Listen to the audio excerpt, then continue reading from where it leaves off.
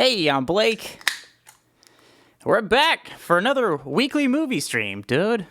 It's raining and it's windy as balls. You can probably hear my windows rattling in the background. Everything is going crazy here. So, a song lyric just came to my mind from a little band called Simple Plan. Oh no! I'm just a kid and life is a nightmare. What? I'm just a kid and this life is a nightmare. That's. I wouldn't do that again. Not that you're a bad singer. It's just that I wouldn't. I mean, are you a Simple Plan fan, Dave? Is that something you really want to be known as? A lot of people like Simple Plan. I'm sure they do. Anyway, send all your Simple Plan merch from 2002 to Dave Holland at the post office, Cincinnati, Ohio. That's where you can find him. It's 100% true. We only have one. It's just one. It's one post office kind of town. It's true. Yeah, if you're here anyway, give us a shout in the chat. We have some stuff. We're gonna go over some things, Dave. My brain is scrambled eggs today, so I'm again gonna try my best. Need a little lift up. So if you've been hanging out in the Discord, I haven't been on there in like a week. I know people have probably been trying to talk to me, and I've been like, nope. Yeah, I mean, honestly, I don't see anybody actually trying to talk to you. So. Oh, cool. It doesn't hurt at all. I'm just, gonna breathe through it. Well, you want to talk about movie news? I got a bunch of stuff. Let's get into it, Dave. Hit us with some movie news. Some movie news. Okay, so I got a few things that I want to tell you. I got a couple of twofers. Cool, hit me. Right, the first twofer is a good, happy one for you. Oh, good, I need it. There's been a video that has surfaced of Bruce Campbell and director Lee Cronin and producer Sam Raimi dealing with a heckler at the premiere of The Evil Dead Rise. A heckler?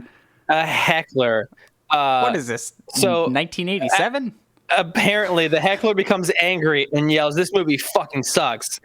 And when the individual gives everyone on the stage the finger, which includes Cronin and the stars Alyssa Sutherland and Lily Sullivan, and Raimi, Campbell bluntly tells the heckler to get the fuck out of here. Bruce Campbell suffers no fools. Nope. And also an Evil Dead related note. Yeah.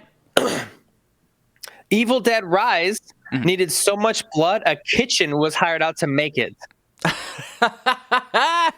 That's great. I love that. I'm excited for that. Yeah, apparently they said they had to hire an industrial kitchen to make the amount of blood that they needed, and it was everywhere. It's splattered all over the screen and stuff. Yeah. Oh, dude. So, okay, when I was in high school, maybe, I did a Halloween costume where I was like, I'm going to put fake blood on myself, and you know what? I'm going to make it. You know what Caro syrup is? Like corn syrup? Oh, yeah. Yeah, so I took some of that, like, sticky-ass Caro syrup and, like, some red food coloring. I was like, I'm a fucking genius. Look at me. And I put it all over my body, and I went to the Halloween party, and I had a great time. And Icky, what's up, buddy? Yo, Icky. And I came back. I put it all over, like, this shirt and stuff like that. It was a zombie. And guess what doesn't come off of your skin very well once it's been dried there for hours and hours and hours and hours, Dave. It was like 1 a.m. I'm like trying to take a quiet shower in my parents' house, and like it's like, and the water wasn't like getting hot enough to like melt it enough so I'm like ripping hair off of my body. I was like dolphin status for at least 2 weeks, dude. Oh, that's so fucking funny. Get better. I'm sure they have a better recipe than Caro syrup and food coloring, but like, ooh, buddy. Yeah, I'm sure they do these days. But you were working with what you had. I was, which was a Kroger card and about $8 and some discount food coloring. That sounds about right. Damn, Icky, why the hell are you in Illinois? Yeah, wait, hold on. Can you say that state name again? It's Illinois, but I have this thing in my head that's messing me up. I'm going to stumble a lot. No, just checking, because in my head I say Wednesday when I try to spell it. I say Wednesday on purpose. Okay, well, that's annoying. And I say February. fucking anarchist. I'm correct. A literary anarchist. But yeah, no, that's Yes. insane. I am excited to see the new Evil Dead movie. I think we talked about this. I don't know if it was the Oscar stream or if it was our struggle stream on our other second channel, First Prize Games. We were talking about this a little bit. I don't know, man. The trailer didn't sell me. Not that I like look for trailers. I'm gonna see the movie anyway. But I don't know if I was like really digging the trailer as a fan of the Evil Dead series. I don't think I've seen the trailer. I saw it before. It played before something I went and saw in the theater. I forget what, but I was like, I don't know. It kind of, I don't know. It seems a little generic. We'll see. We'll see how it goes. I'm going to see it. Oh well, I know you're gonna see it for sure. Mm-hmm. I'm sure you're gonna make me see it too, but Oh, I will. We're gonna talk about it. cool beans. No doubt. So I have another twofer. Oh, okay, great. Movie news. Hit me. Sad but funny. Okay. So Such is my life. apparently, that's why I think you like it. So apparently, Shazam 2's opening weekend box office was the DC Universe low. Oof. Yeah. Oof. Icky, we have not. We're gonna get there actually. Yeah, we are gonna get there. But John, it's what's up, buddy? Sorry. John, hey, what's going on, man? Okay. Yeah. Yikes. So, Shazam 2 is obviously a follow-up. Yeah. It was already a lower performing DCU movie, Shazam 1. Shazam 2, on the opening weekend, has only made $365.9 million Only on a budget of $100 million. Only 369 million. Only 369 million? Oh, sound the alarms. You only made 3 times the budget. Wait a minute. No, that was the Shazam 1. Oof. What did this one make? Icky heard that Shazam 2 was garbage. Yeah, I heard that too. John, have you heard anything about Shazam 2? Yikes. Their opening weekend, they made $30 million. Oh, no. Oh, no. Oh, buddy. Oh. That's bad. Oh, the studio's like, well,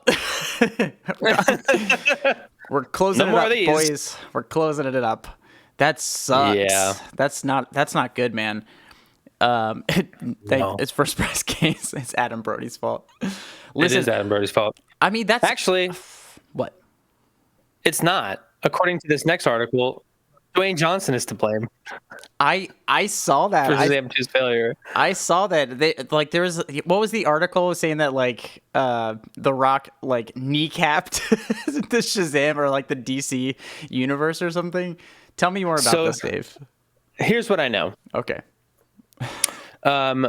Apparently, Dwayne Johnson vetoed Zachary Levi's Shazam cameo in the Black Adam's post-credits scene.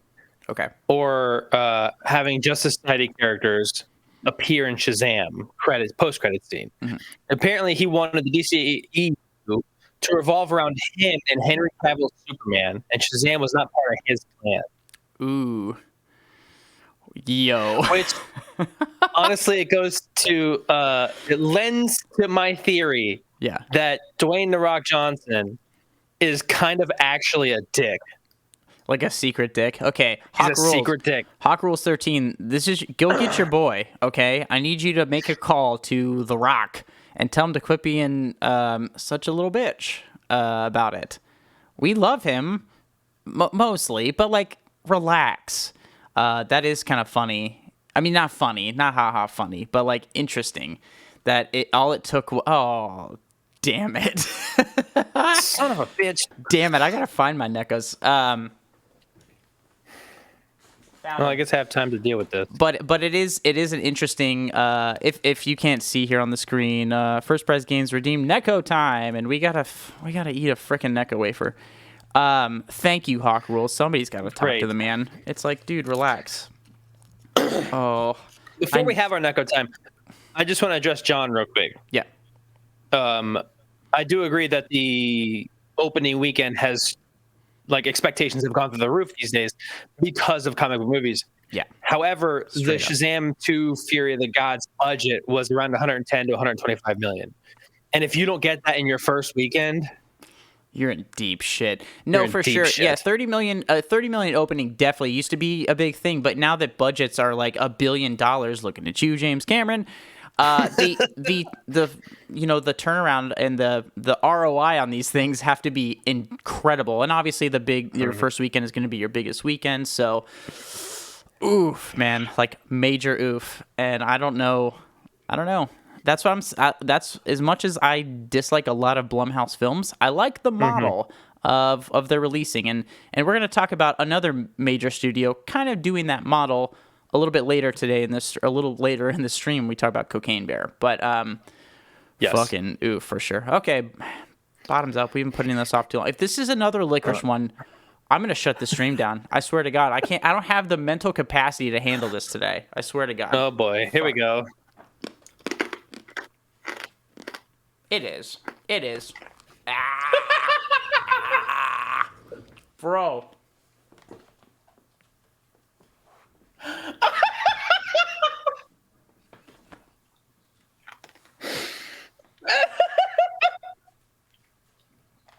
Oh, it's so gross. Do you think this is funny, people? Do you think this is funny? Oh my God. I'm on the verge of total mental collapse. And you're putting this on me, dude. Oh my God. You my headphones. Oh my God. You know, I know I make this joke often, but they are still here. They still remind me of what happens when I get too emotional on stream. I can't afford this. Oh, they're dusty too. I should dust in my apartment. Oh my God. Yeah, me too, actually. I need to clean in general. Oh, God, that was gross. so bad. Plus, like combined with the flavor of my beer, not good. Not a good thing. Yeah, you're right. You're right, Clubby One. I should frame.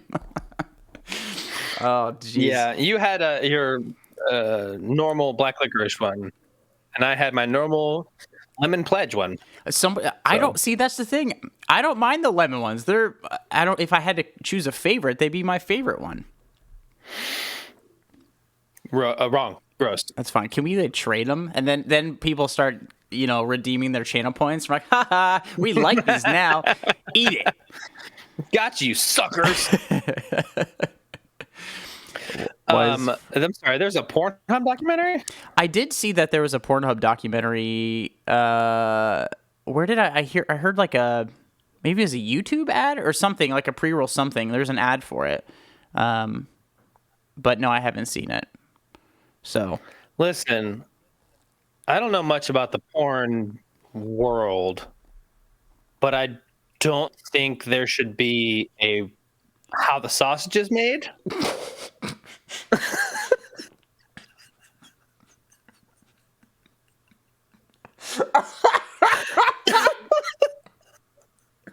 About it.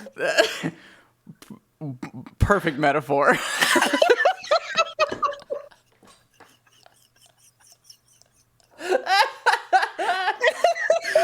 How the sausage is made, you son of a bitch. That was good. I saw an opening. I went for it. Well, don't be body shaming here on this stream, Icky. And don't be sausage shaming, Dave. Leave us to our own devices. Leave them to their own devices. Oh my God. This is going well. This is going really well. This is going so well. I have a king shaming is my king, he said. In that case, I accept you. Oh, hilarious. Thanks for joining tonight. Oh my God. Ooh, Jordan, dude. why would you do that? Jordan is a masochist for sure. Oh, I get hilarious. that. Speaking of masochist, Vin Diesel. Hey! Oh no, what now? He has dropped a new update on Riddick 4, Furia, They're still making those? apparently. In a recent post on Instagram, Diesel, Mark St. Clair, reveals that he's had some positive Riddick 4 Fury development meetings recently. Okay. In addition to sharing that the original 3 films are currently some of the most watched titles on Netflix. Oh, no, really? Interesting. I've never seen any of the Riddick films. They're not bad. I know people who love them, so I'm in no place to judge them in any way. I'd never hear people talking about them, though. Nobody's like, hey, man, you know what we should watch? Chronicles of Riddick. Like, nobody's ever said that to me. I've never heard anybody say it. Not that it doesn't happen. I just, it's not my sphere, personally, so... I mean, do you like the movies? Like, I know you said they're good, but like, is this something you would revisit? Is this something you would watch? I think I'm gonna. Okay. But I'd have to rewatch the other ones because I think I've only seen the first, maybe the second. Mm-hmm. Isn't Vin Diesel's character like blind or something? I don't remember. I don't know anything about this. No, I think he just has to like wear glasses in the sunlight. He like basically can only see at night without these glasses. Got it. Okay. Well, he's got some hot takes today. I love it. It's not terrible. I kind of got mad when I saw the Riddick 4 thing because it just proves that Vin Diesel doesn't want to make any movies except for ones he's already done before. Why do something new when you can just not do something new and keep making money anyway? He already knows the characters. He doesn't have to learn any more characters. He can just show up and be Vin Diesel and collect a paycheck. That's fine. Maybe he'll actually have lines in this one. Wait, does he not have lines in the other ones? Think of the last Fast and Furious we watched. Oh, how many lines did he actually have? Maybe 4, and they're probably the same 4 lines. Something about family. Together. Something, whatever, and then they go to space. I don't know. The movie that sounds about right. Batshit insane. Yeah, it just bothers me because it's like, dude, come on.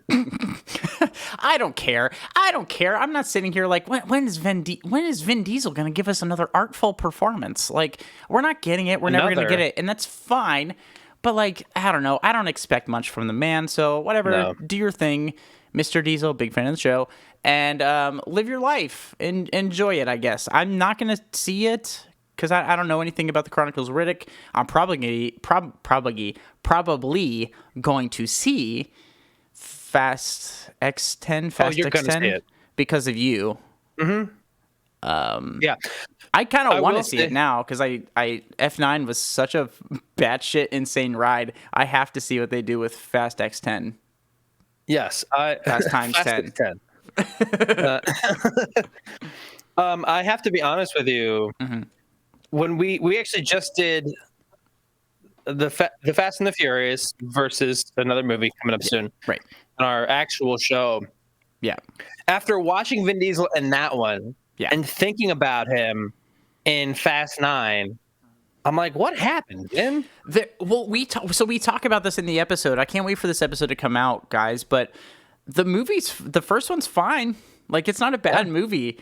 But seeing that and like having seen F9, everybody's just such a caricature. They don't give a shit about these characters anymore. And the first one was very character driven. Like there's a lot of action and stuff, but lots of character stuff. And now they don't give a fuck about that because they're gonna have Helen Mirren and they're gonna have everybody else show up to do their weird little cameo, Cardi B and stuff, and say a couple lines, and then they're just gonna do whatever. It doesn't matter because they will make money it regardless. Yeah, and I just keep thinking about how in the first one Vin Diesel is actually like trying to act. Yeah, no, and he in is. The most recent one that was just released. Yeah, this is him the whole time. He's just mugging, dog. He's mugging for sure. Like he doesn't know what's going on. That's like his face when they say like, "Hey, lunch is gonna be 15 minutes late." Great. Are you rolling? Make sure you're rolling. Okay, got it. Great. We'll just splice that in. We'll green screen out. We'll roto him out and just place him in different scenes. Pretty much. Love it. Yeah. I'm on board for that. In a opposite direction, Okay. a sequel that nobody asked for, but everyone needs. Good Burger 2. Oh no. Yeah, I know. I saw. So it's Kenan Thompson and Kel Mitchell coming back to reprise their roles from 30 years ago, right? When did the original Good Burger movie come out? 1997. Okay, almost not quite 30 years ago, but still, that's a great question. What is the plot? Have they released any plot details for Good Burger 2? Yes. Home of the Good Burger. So this film will follow Dexter, who is in dire straits Who's Dexter? after another failed invention. One of the two? Oh, I thought they just were Keenan and Kel. I don't know. I'm not sure. Oh, Ed. Okay, so Kel is Ed. Got it. I know that. Wait, their names are Dexter and Ed? I think so. Poor- I'm 90% sure at this point. Okay. So Not off to a good basically, start. Dexter has another failed invention, Okay. which leads him to take back his old job at Good Burger, where Ed works with a brand new crew.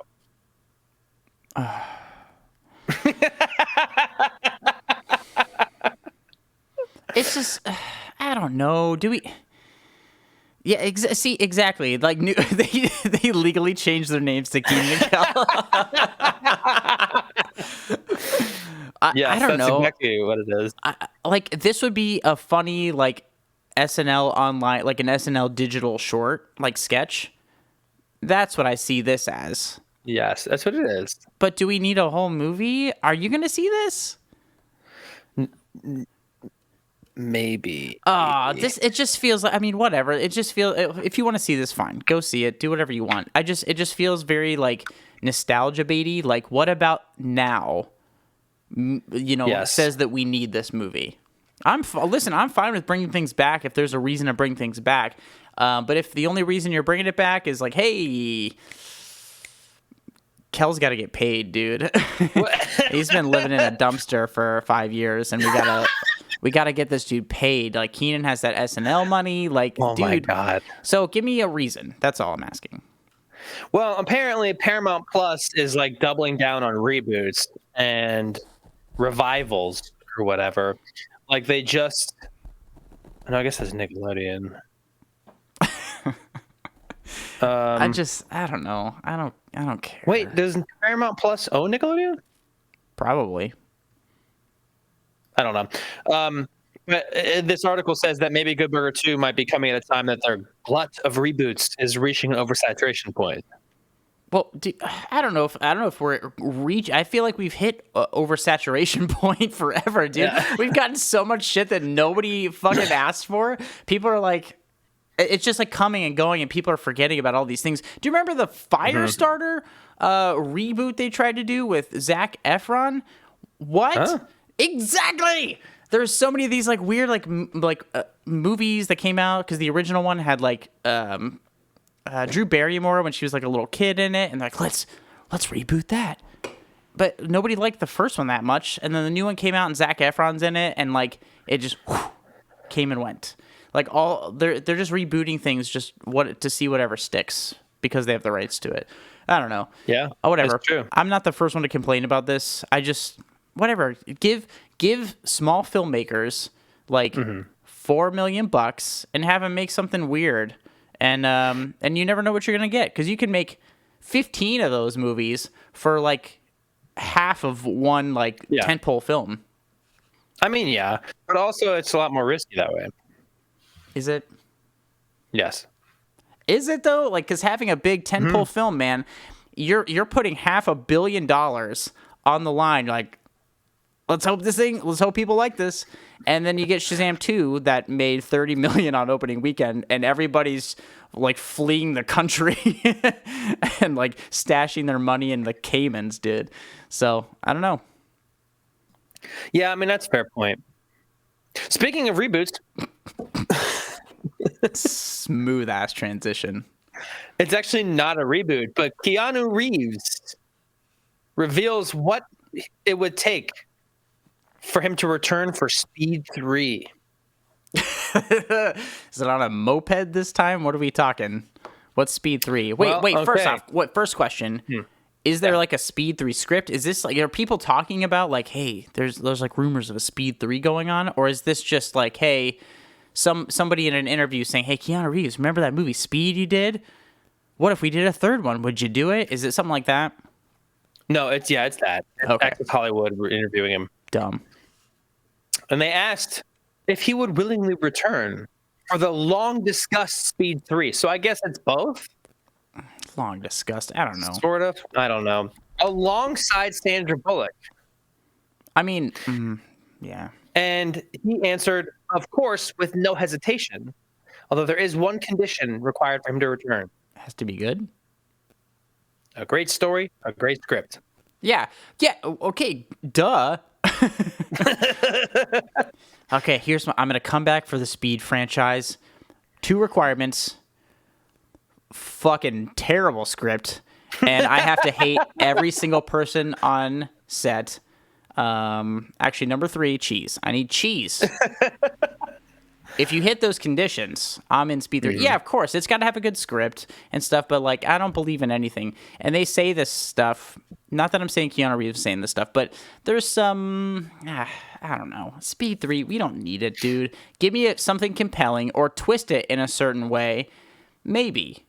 Sell me on it. That's all I'm saying. You can sell me on it because I like Speed. I did not like Speed 2 Cruise Control. What an awful movie. Poor Sandra Bullock.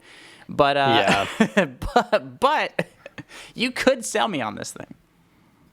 Yeah, I think I'll probably go see it if it happens and Keanu Reeves is a part of it. Fuck it. I know it's fun. Yeah, those movies are fun camping movies. So like they are. Although I know Dennis Hopper's dead in real life, but also his character died at the end of the first one. But man, what I wouldn't give for another Dennis Hopper bonkers performance in a speed movie. Oh yeah, that would be fantastic. Man, I miss him so much because he can show up in the goofiest role. You know this. I've made you watch some Dennis Hopper movies, and he's just I'm just chewing the scenery. He just I love it. He's so fun. Yeah, he's really fun. He's always over the top of this stuff, which is great in some sense. But I love it. Yeah. Enough of this like revival, reboot, and sequel, prequels, and whatever. Moving on to a fourquel, Rush Hour 4. Fuck off.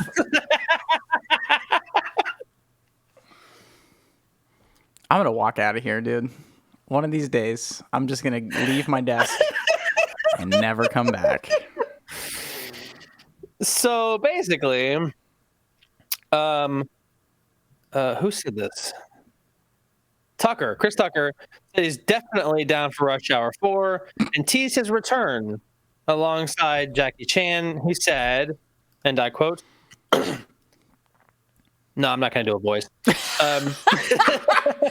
Thank you. We all thank you, Dave. Progress thanks you. Oh, Chloe. Quarkwell. I love that one.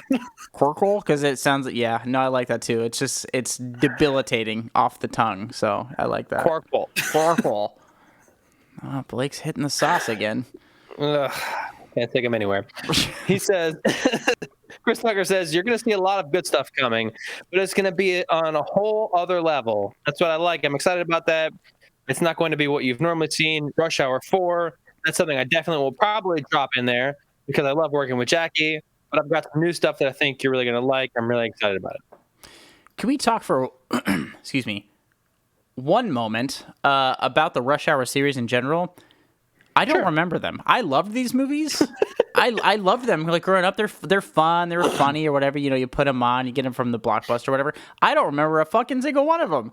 I don't remember what happens in any of them. I just remember Chris Tucker is talking and he has like this crazy voice and he says the things and then Jackie Chan's doing the stuff and like being a badass and then it ends. I don't know what happens. I don't know the plots. I don't know what the characters' names are. I don't know anything about them. There's one scene I remember. It's when Chris Tucker goes to a martial arts dojo or whatever, and he talks to the old blind guy, and he's like, "Who are you?" "I am me." "Yes, you." "No, not you. I am me." "No, I'm talking to you." "I'm talking to you." It's the fucking Who's on Third. Yeah, it's like an Abbott and Costello bit. Yes, Abbott Costello, but it goes on for like 2.5 fucking minutes. Actually, you know what? I do remember, now that we're talking, I do remember one thing, and I'm almost certain it was an outtake. I don't know how I remember this, but I remember an outtake of Chris Tucker. It's like Chris Tucker, and he's like talking to Jackie Chan, but he keeps calling him Jackie. I have seen that. Yeah. Do you know what I'm talking about? Okay, Yes. so I'm not crazy. He keeps calling him Jackie. He's like, no, whatever Jackie Chan's character's name is. No, it's all right, Jackie. And he's like, no, that's not his name. We're making a movie. Lee, that's thank right. you. Okay, so yeah, I don't know. Are you gonna go see something like that? No. Me either. Me either. I'll watch Speed 14 and Chronicles of Riddick 9. But again, sell me on it. I'm not above seeing it. I don't know. I think some people tend to think I'm like a movie snob or something. What? Don't give me that look. I'm not a movie snob. Fuck you, Dave. Who even invited you to our show? Jesus. I dude. did. This sucks. Anyway, I'm not a movie snob. I like entertaining schlocky films, but sell me on it. Fuck you, Chloe one. Listen, dog. I'm just out here living my best life. Y'all ganging up on me. Good thing I brought a White Claw along with my beer. Because if I'm taking y'all down with me. Oh, Hopefully, speaking of White Claws. do you, though? Do you love me? I doubt it. It's fine. What's up? Well, listen, I'm going to show you. I'm going to prove it to you right now. There is a White Claw-esque drink.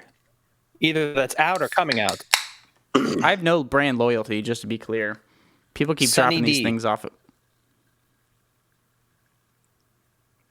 A Sunny D hard seltzer? Yeah. No way.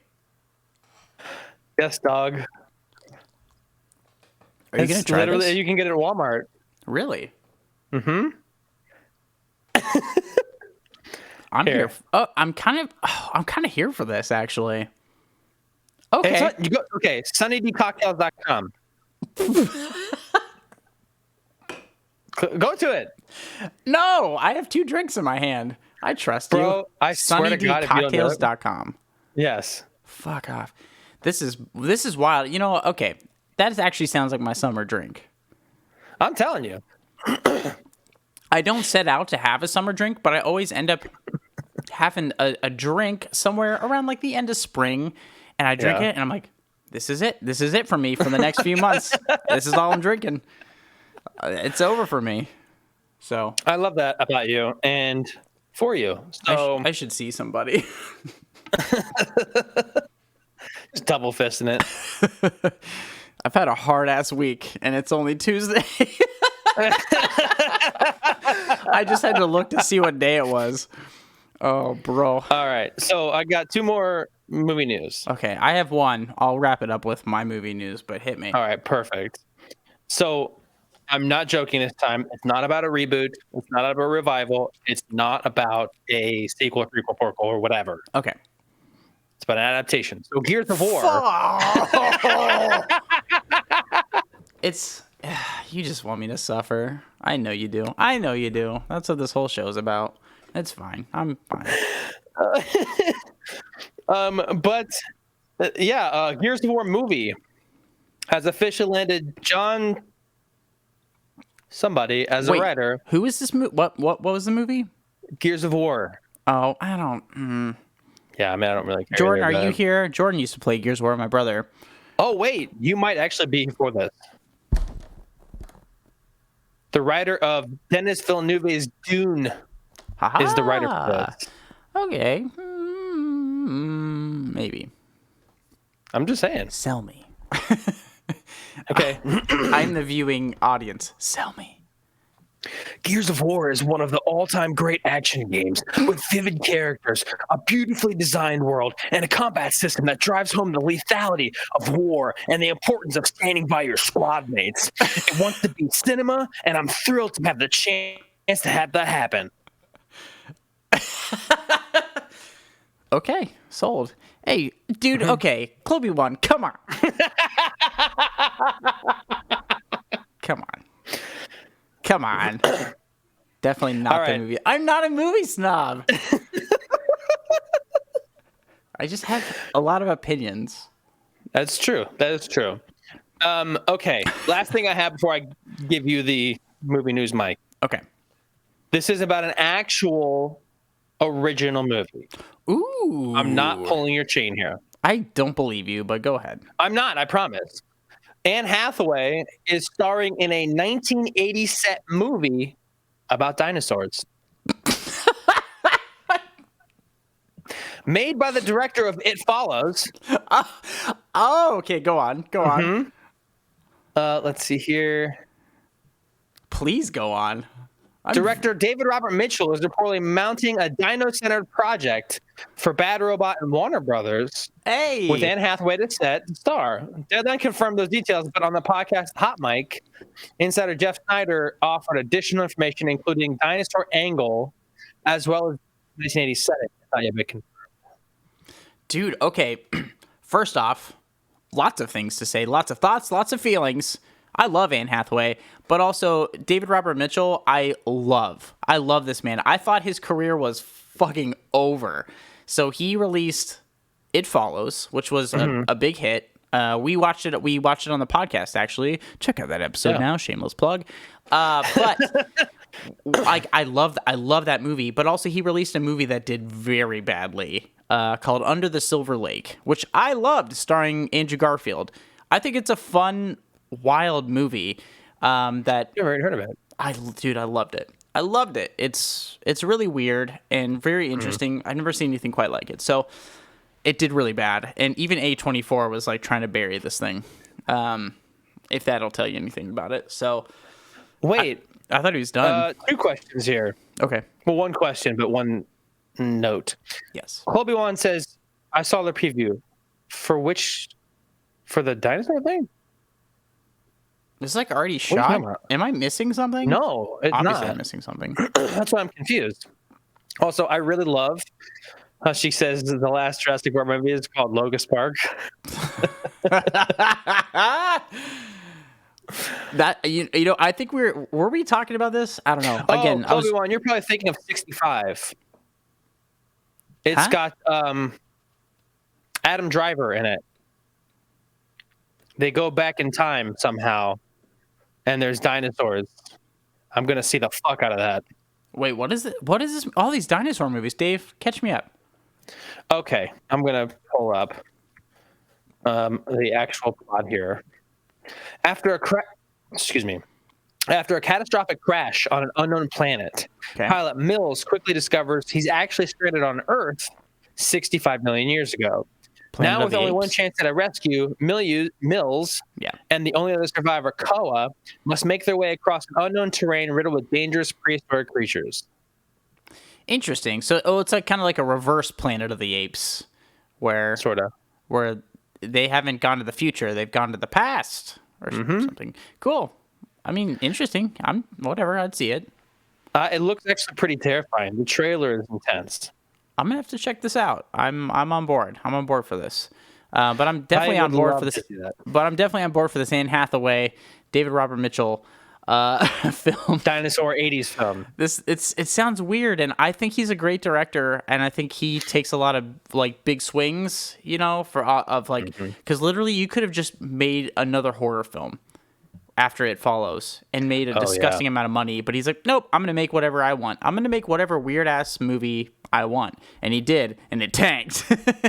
But I respect that effort because I liked the movie. I did, and I recommend it. It's called Under the Silver Lake, and it came out 2020, 2019, 2020. I think I watched it during the pandemic. Anyway, I recommend it, but I'm definitely gonna watch that. Which one? The Anne Hathaway one? Yes. Mm-hmm. Yeah, I will too. Absolutely. I love dinosaurs. Yo, So. Truffle, what's up, dude? What's up, Duffo? But yeah, no, I'm excited for that. I had no idea that was happening.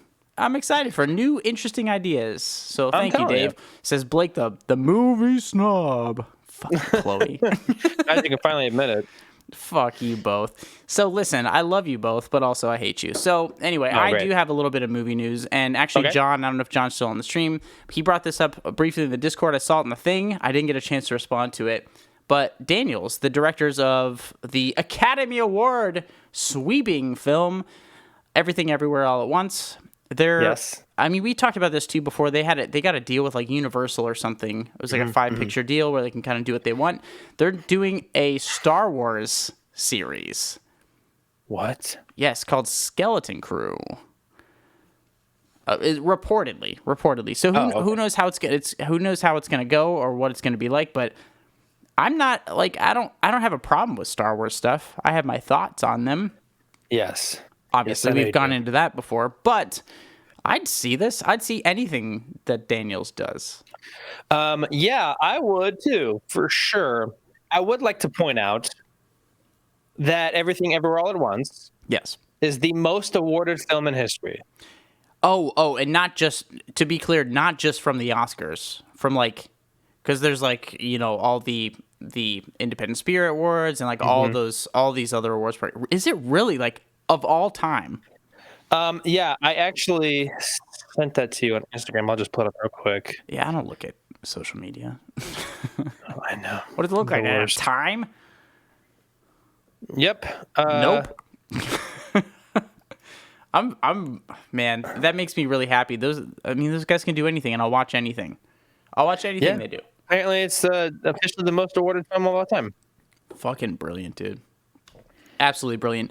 And I recommend this. I think it's called I forget exactly what it's called. It's like called Interesting Ball or something like that. And I think we might have talked about this, but it's one of their like early shorts.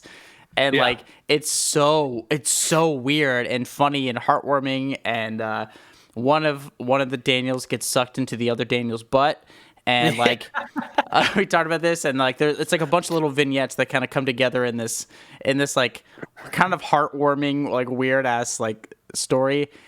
Yeah, I'm pretty sure it's called Interesting Ball or something like that. Ball. Check it out. Lots of fun little shorts from Daniels early on. But yep. Interesting. So I'm pretty stoked for that. Yeah, I mean, I'm definitely interested in seeing more of the Daniels stuff. Yeah. Because they fucking knocked out of the park and created probably second or third favorite movie of all time. No, I for me. agree. It's absolutely one of my favorite movies of all time, and I forced you to watch Swiss Army Man with me too. Like did. That was literally the pretty good, night after the night we went and saw Everything Everywhere. I was like, you have to see Swiss Army Man too now. Yeah, that one's pretty good too. So Yeah, it's a I fun trust film. them. Yeah, me too. I'm trusting, and like I said when I saw that director's close up, I've seen them in person twice. Because I was at one of the premieres of Swiss Army Man in 2016 and got to hear them talk, and Paul Dano was there and stuff, and then I got to see them both at this director's close up a week or so before the Oscars. And they're just big movie fans. They love movies, and they're curious people. And I don't know, it's a refreshing take from a lot of pretentious older filmmakers out there. So yeah, it's very nice to see because they are a lot younger. yeah, and they're able to create some really great shit. no, So- for sure. But yeah, that's my movie news. And anything else on your end? Nope, I have wrapped up. Righteous. So Righteous. I guess we're gonna move on to the main event. We're talking about some weird creature-esque movies. I don't want to call them creature movies because they're actual animals, but just turned up to 11 or 12. So Animal character movies. yeah. Truly. So we're talking about Cocaine Bear, which is a new film from Elizabeth Banks, and then we're talking about Lake Placid, which is an old film from some guy who directed Lake Placid. I don't know. Yes. The movie you probably cruised past on the television in 1997 or whenever the fuck Exactly. it came out on like the USA Network. We're talking about them because they are two films that are films technically, and we're gonna talk about them both. So, Dave, Yes. I was just back in Cincinnati, Ohio, visiting family and all this stuff, and we got to see Cocaine Bear together with Yes. our stream MVP, Wendy. Which Wendy is was Hawk there. Rules 13. She was there. We got It a was picture of this. fantastic. It was wonderful. So, it was an interesting time. But before we before we get into that, I do believe we have a trailer. Okay. And we're gonna put that on. So, Let's do it. all right, let's check this out. Here's the trailer for Cocaine Bear. Bear.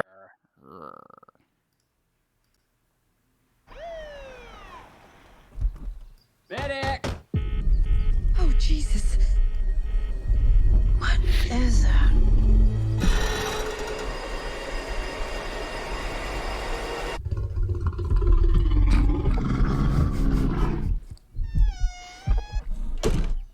Beth, we should go.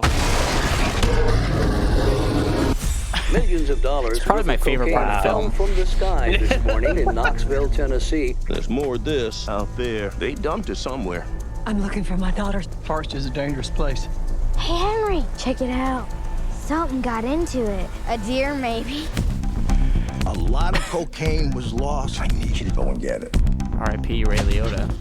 R.I.P. No, don't eat that, don't eat that. Let's see what kind of effect that has on us. I do like the music in the trailer. Bear, he fucking did cocaine. A bear did cocaine. There was a bear. A bear? It was far. Hey, that's inappropriate. Oh, this is a Red Band trailer if you didn't know. I guess You're so. safe. Bears can't climb trees. Of course I can.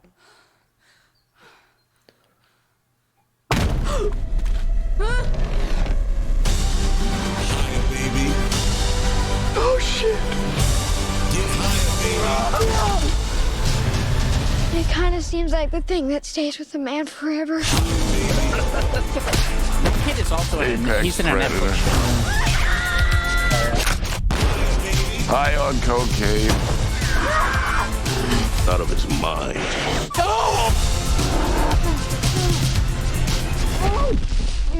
Oh man, you fucked. What the fuck is wrong with that bear? Shoot it, man. Bear, speed up!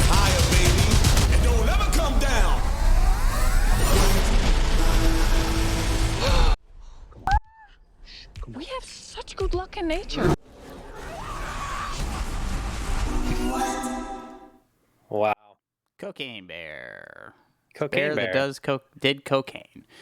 So, Dave, Cocaine Bear. Yes. So, what's the story of Cocaine Bear? The story of a bear that does cocaine. Nailed it. Nailed it. Basically, What happens in this movie? basically everything they show in the trailer is the movie. Yes, that's a fantastic point. It's essentially a couple stories culminating into one. Essentially, listen. Sorta. Cocaine Bear is a fucking mess. The thing is, Goddamn nightmare. it's about drug dealers. They drop cocaine from a plane, ends up in the forest. A bear does the cocaine, and a young girl and her friend are lost in the woods, being chased by the cocaine bear. So mom has to save them, but also the drug dealers who are responsible for this cocaine. Ray Yes. Liotta's son has to go get the cocaine with Ice Cube's son, I was gonna say. who is actually, I think he's a great actor in general. But Yes.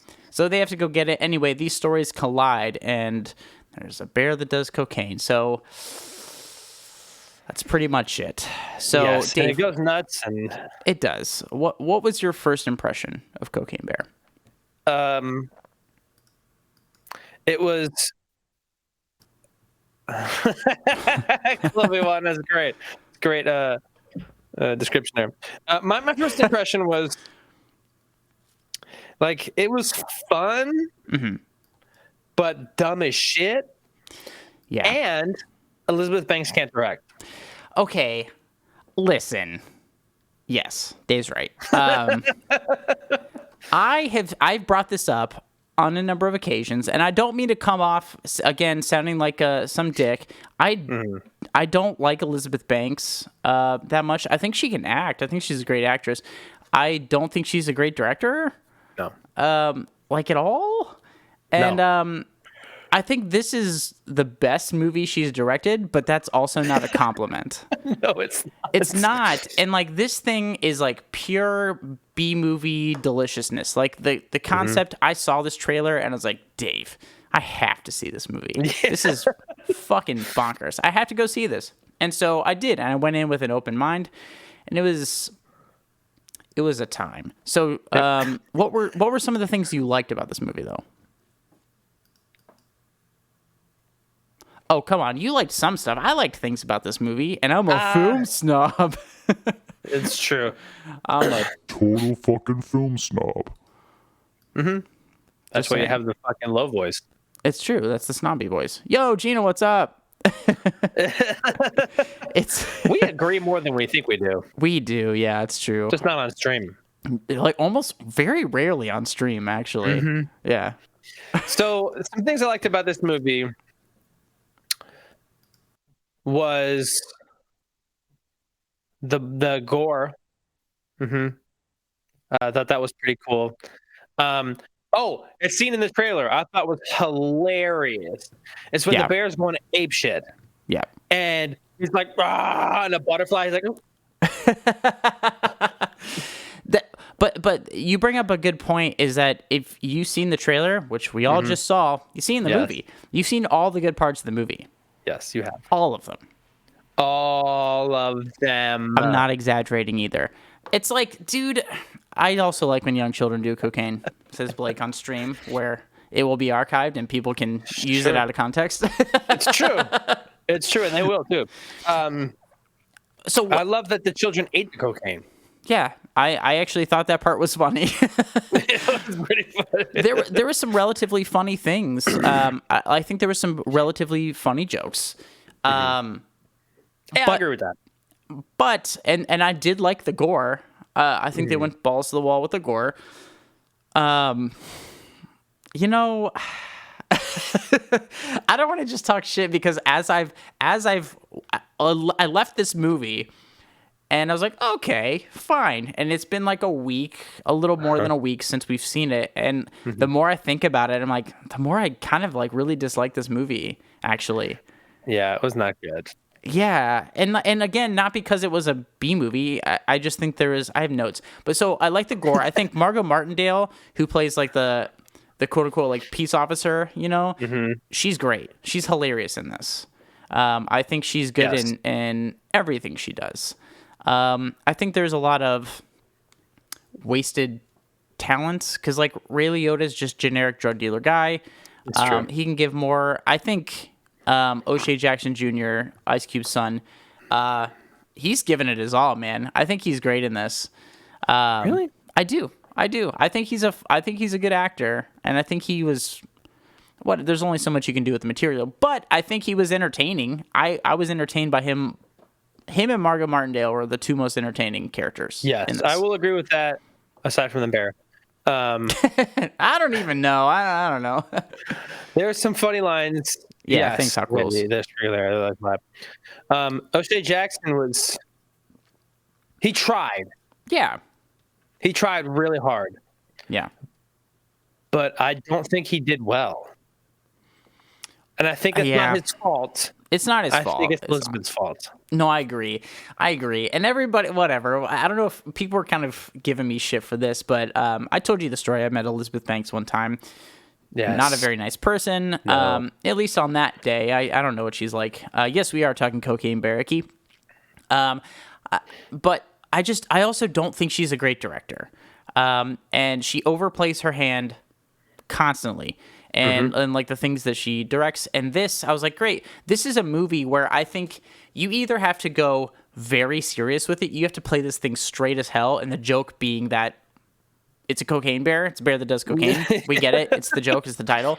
It's a meme title, right? But it kind of toes this weird line of comedy where it, like, I don't know. It's like there's some comedic things that are said, and I'm like, oh, that's funny, and then they just kind of keep going with it. I'm like, I know, we get it. We already got the joke. You did the joke, and now we can do other things.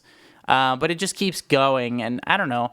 It was fun watching it. To be clear, it was a fun watch. I don't think I really care to like go see it again, but it was a fun watch the first time. But I liked that. The bear was interesting. Okay, so the sequence that they show in the trailer, again, not a spoiler. Yeah, this is exactly where I'm going, Icky. Not a spoiler because almost the entire sequence is in the trailer. It's true. Is the EMT sequence. It's fucking hilarious. It's an actual sequence. Really funny. There's like a nice little setup, and there's a nice little like reveal, and then a payoff. It's like its own little mini movie. That should have been the short film. That's what you need. True. That's hilarious. I thought that was great. It was brutal. And so I don't know if they showed too much, but obviously the bear gets in the ambulance, and Margot Martindale's character gets thrown out when she's on the stretcher. It's disgusting. It's really gross. This is wildly gory. I think I lost your audio, Dave. What? Nope, you're back. Oh, hey. I was like, did I keep myself on mute on accident? Maybe. Wait, TikTok guy? There's a TikTok guy? See, I don't know. Look at me. I'm 53 years old, so I don't know. Dave's got to look this up. Yeah, what's that? Well, actually, the Dave-o-meter. I don't know if we saw this in an actual theater, so I don't know if the Dave-o-meter applies here. It doesn't. It can't. Icky, you're watching films illegally. We don't condone that here at First Prize Films, who definitely gets all their films they watch very legally, and we pay for it. Yeah.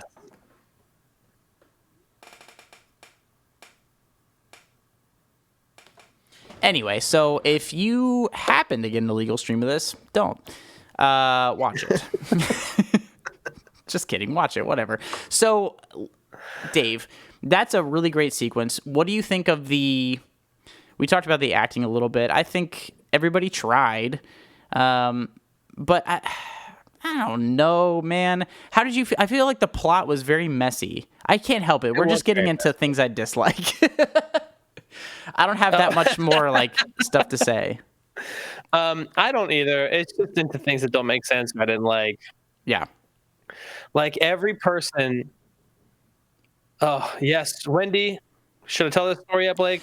Okay, so yeah, first off, let's set up our dislike section with our theater experience. We saw this in Mason, Ohio. Yes, sir. In a Regal Theater. Mm-hmm. Set the scene, Dave. Tell us what happened. This is a story in and of itself. Okay, so basically, I like surprised Blake and Wendy. Like I said, I might be able to make it, and then I just showed up. It was a bad surprise, to be clear. Yeah, it was a bad surprise. Yeah, hated it. I wanted to ruin this with Blake, and I did. Yeah, sure. So basically, the movie starts, and we're all like, "Yeah, I got my popcorn, and my mouth does that thing where the salt hurts the side." Yeah. Very detailed description of your movie-going experience. No, I'm not going to get that detailed. So, the movie starts, we're having a good time, and somebody makes a joke on screen, and I think this is the first thing I remember, but I don't know if it's the first thing he said. Person over here is with 2 or 3 people. That's the joke I would have made. Yeah. It's just one off, I'm sure. Nope. Throughout the whole fucking movie, he's just like, don't do that. Yeah, we had. That's funny. Look at that guy. We had color commentary from the audience. So it's literally Wendy, me in the middle, and Dave to my right. Mm-hmm. So to the left, past Wendy. First off, nobody checks our tickets. We just fucking walked into this theater. True. we just walked in. Nobody said shit to us. We just walked in. It didn't matter if we bought tickets or not, but we did. No. We watched this movie legally. We did. Yeah, I paid for my tickets. Yeah, we paid for our tickets, but we sat in. We're like, it was a small theater, but we sat in the back row, and so it's Wendy, me, Dave. Dave's got some like teenagers on dates or something to the right, and then Wendy on her left has some guy and his girlfriend, maybe, question mark, I don't know. We start this movie, and the guy to the left gets a phone call. And he takes the phone call in the theater when the movie's nuts. playing. And first he goes, "Hey, what's up? I'm in a movie." "Oh, yeah, cool. Yeah. No, and then he just keeps talking. Not like, "Hey, I'm in a movie. Let me call you back later." Just keeps talking. Just keeps chatting. And I was like, this is great. This is why I love going to the movies. I love this. So confused. I couldn't believe it. And this is like, we thought we would see this, hey, like whatever. It's a Monday night. We're going to see this on a Monday night. Nobody's going to be at the theater. It's like kind of snowing and raining out and stuff. It's gross. Nobody's going to be there. Dude, it was the worst theater experience I've had in years. In literal years. Everybody was so loud. And even when the people on the sides of us weren't talking, everybody else was talking through the whole fucking movie. It was insanity. Talking. Yeah. Yeah, like having full-blown conversations. It's just, and I listen. Everybody knows, or if you don't know, here's a little piece of information for you. I don't deal with that shit. No. If I'm in a movie and people are talking at regular volume, I shush them. Dave is like, oh man, you are one of those people where when you go to a movie or anything, you're easily annoyed. Which is not a criticism. You're an easily annoyed person. I know you are, and that's fine. There's a couple times I hear people talking, and I literally look over, and I see Dave in profile, and he's like...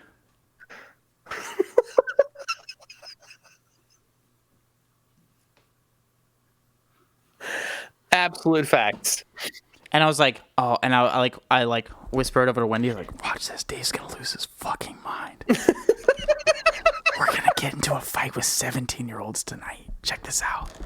It was great, dude. It was fucking hilarious. I was like, Dave's gonna lose his mind. Is so great. Yeah. You actually bring a good point. If it had been a movie I really wanted to see and I was really getting into, I would have shushed them. Yeah. This was Cocaine Bear. Yeah. And I didn't, only because I didn't want to embarrass you and Wendy. Thank you. I appreciate that. I'm easily embarrassed. So I know you wouldn't realize it having seen our stream or listened to our show. I'm very easily embarrassed. So True. Yeah, it's all good. Well, tell our listeners the truth that I wasn't able to fully hold it in. Wait, say that again? Tell our listeners that I wasn't able to fully hold it in for the whole time. So the credits start rolling, and I'm like, "Ooh, buddy, it's over. Ooh, okay, we're done. We're done with this thing." And Dave goes, he's like, "Yeah, it'd be great if there was a people talking throughout the whole thing." And I'm like, I kind of like do that thing. I'm like, Jesus Christ, Dave made me flinch. And I was like, what? And he's like, no, it's fine. Just people talking. Just people. I feel like they can just talk through the whole movie. It's fine. No, I'm glad it's over now, though. They just talk about the movie. And I was like, bro, that's kind of funny a little bit. So as soon as the lights come on, Dave made his he made his point. I made my presence known. Oh yeah, I wasn't fucking around. That was a terrible theater experience, but segues us perfectly into dislikes of this film. Is there a major thing that you dislike more than anything? Yes. The direction. Right? It's literally no way to really break it down. It's the direction. Yeah. Because there were some fantastic actors and actresses in this movie. Mm-hmm. None of them did. Yeah. Yeah. It's this fucking World Dominion. People that should have really brought the house down. Yeah. Didn't. Yeah. Straight up. I think it's on top of the directing. It's also a writing thing or lack of. Yeah. Like, but I mean, whatever. That comes down to directing too. But it's just like, okay, there's your joke. Great. And then they're like, okay, but like we need to fill up a few more pages to hit that script length mark. The studio wants this a certain length, And so they just keep adding jokes, and people just keep saying stuff and doing things. And I'm like, we get it. We get it. We got the joke. There's so many things you could have done. My thing is, I don't think the direction was great. Obviously, everybody overplayed their hand, but it's just like, dude, there's so many edits that could have been made to the script. There's so many more interesting things you could have done with this story in general. And by the way, speaking of the story, the real story, because this is quote unquote, based on a true story. But in reality, yes, a bear did cocaine, and then it died pretty soon after. His heart exploded. Yeah. Like the amount of cocaine that this bear does in this movie is it would kill it. Obviously, I don't think it was like meant to be realistic. It's meant to be crazy. I understand that. That point is not lost on me. But yeah, the actual bear in real life died. But in this, even the bear cubs, there's bear cubs, and those bear cubs do cocaine. It's a family legacy, I guess. I don't know. I don't know. I think this movie could have been a lot better, especially a B-movie style. Yeah, that's what I'm saying. If the story was not about a bear that was obsessed with doing cocaine. Obsessed. It's just about a bear that did cocaine. Yeah, just happens to do cocaine. Lunatic. No, absolutely. Because that's the thing. I liked the gore, which I'm not like a gore fan specifically. I don't like to go into movies saying like, haha, give me that gore. But I think this is an appropriate amount of gore. It's fucking gross. Yes. Which I think was fine, but like also lean into the B movie thing. It kind of did this weird like wink and nod, because it didn't even. It was either like it's either like play it straight, which I think they should have done, and just play the entire thing straight. It would have been way funnier, way funnier if they would have just played the whole thing straight. Or give me opposite of that, give me more jokes. A lot of the jokes were just like, it's a bear and it does cocaine. Isn't that crazy? And I'm like, yeah, I know. That's what I came here for. We get that part. So do something with it. Yes, I agree. I think it would have been better if they took it more serious. I agree. That's the way I would have liked to have seen it. I think that's funnier. People would have gotten it. This feels like a movie made for audiences in like 2002, where like they don't quite get the straight-laced humor of it yet. They haven't gotten as meta now, but like we are evolved as a movie-going audience. Trust your audience. Trust that your audience isn't stupid, and just play it straight and understand that they get the joke. The name of the movie is Cocaine Bear. We get the joke. We get it. It's true. I think Elizabeth Banks doesn't trust her audience not to be stupid. Yes, because she might be stupid. I'm not going to say that. I might agree with it, but I'm not going to say it. But like, listen, I just don't think she's a great director. I just don't think she knew the tone of this movie. I just don't think she knew how to handle it. But whatever, dude. But like I kind of alluded to at the beginning of the stream, this is a quote unquote low budget film for what studios usually do. I think this is like a Universal film. It's like $30 million bucks. Not actually a low budget film, but for a Universal film, technically low budget. It made a shit ton of money, which is great because it is a new film. It's not based off of anything, other existing IP. So what's up, yo, Goku? Davs, what's up, buddy? Damn, been a minute, bud. For sure. But yeah, so I don't know. Like, where did you fall? I got some laughs out of this thing. I laughed a bit. Yeah, I definitely got some laughs out of it. I wouldn't say this is like a miserable slog of a film, but you just, I think you can agree with me. You could just see where it could have been better and more entertaining, and it just wasn't. Yeah. Here's the thing.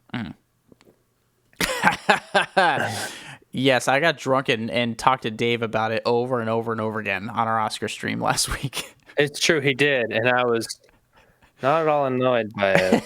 Then we got suspended, so. We got put in the Twitch jail, Goku. Yeah, we did. We're back, though. It's true. So Here's the thing. Yeah. If they make a sequel, I will watch it if Elizabeth Banks isn't directing. That's it. Okay, it's interesting. I don't know if I would watch one. It depends on the concept. Again, sell me. That's the whole theme of this stream. Fucking sell me on your cocaine puppy. I would see that actually. See, that's selling me. Icky.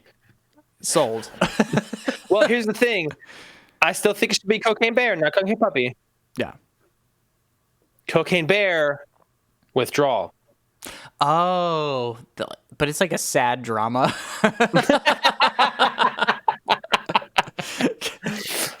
I would watch Cocaine Dolphin. I think we're gonna get sort of Cocaine Dolphin with Meth Gator. Okay, hear me out. I'm going to ask you this question, then I'll tell you my opinion. Who do you think would be a great director for Cocaine Bear? Were it to be redone completely, who do you think would be able to handle this material the best? And chime in, chat, by all means, please. Steven Spielberg. No, I'm kidding. Goku got me. He's got a better joke. Brilliant. Is it bad? I would say Jordan Peele. No, that would be interesting. It'd be interesting, actually. I would see that actually. Okay. Yeah. My choice would be James Gunn. I think I lost you. Okay. Oh, you're back. Yeah, I think James Gunn. So I'm thinking of James Gunn, early James Gunn, like Slither James Gunn. Did you ever see the movie Slither? It's No. Oh god, it's so gross and weird and funny, but it's like a dark comedy, but it's played very straight. And I think James Gunn would crush this. Did you say Michael Bay? That's hilarious. Both of you are terrible. Twice. It's just like the exact same thing. Yo, that's hilarious. Okay, Dabs, do you remember Slither? I have never seen it. It's gross and it's dark, very darkly funny, but it's like quintessential like James Gunn direction style and his tone for things. I think he would be perfect to direct a movie like this. So I don't know. He could, yeah. Yeah. I definitely could see I don't know. Who else do you think could handle material like this? Quentin Tarantino's Cocaine Bear. God, no. Jesus Christ, no. Featuring Cocaine Bear and Margot Robbie's feet. Yeah. The lead is now Margot Robbie. I'm trapped in this forest. I'm in. Barefoot. There's a cocaine bear here. I'm in. Dave's in. I'm fine with that. Yeah, dude. But also Guillermo del Toro. Oh, that could... Okay. I think the Guillermo del Toro version would be very heartfelt, though. It would be less schlocky. Okay. Which I'm fine with. I'm fine with. I would absolutely... Spike Lee. I would absolutely see the Spike Lee version of this or the old school Mel Brooks version of this. I think there's a lot of capable directors for this property. Okay, hang on one second. I have an idea here. Oh no, what are you cooking up, Dave? Oh, no, I guess we already said him. What? Quentin Tarantino. Yeah. Sorry. Who How else about are you thinking of? maybe John Krasinski? Fuck it. What? Wait, has John Krasinski directed anything? He directed A Quiet Place. Oh yeah, I just keep thinking that's right. Oh my God, Seth MacFarlane, get the fuck out of here. James Cameron's Cocaine Bear, the $600 million movie. Cocaine Bear. The CG is All the money spent. James Cameron lived out in the woods for 3.5 years to study bears. Oh, Fuck yeah, we're off. going to have to stop everything in its tracks and ask how Goku parked in Cameron's fucking spot yesterday.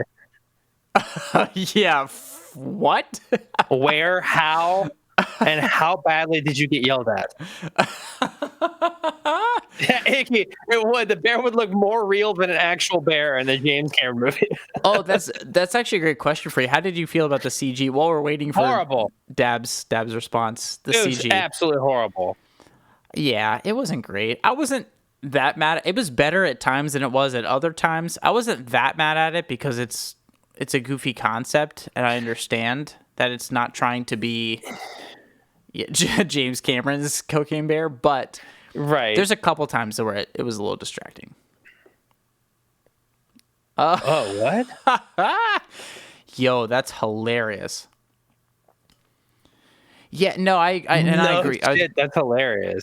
That's actually really funny, Dabs. But Icky, I totally agree with you.